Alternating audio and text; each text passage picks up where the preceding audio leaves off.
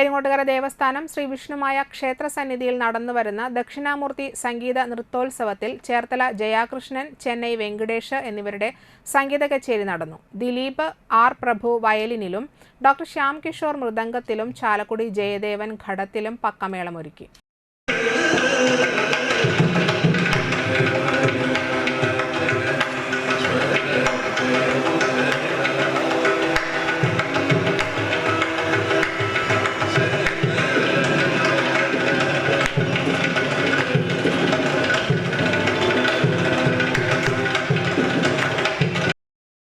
തുടർന്ന് മാസ്റ്റർ ദേവസ്ഥാനം വിഷ്ണുപ്രയാഗ് നയിച്ച rhythm of fusion സംഗീത സമന്വയം അവതരിപ്പിച്ചു.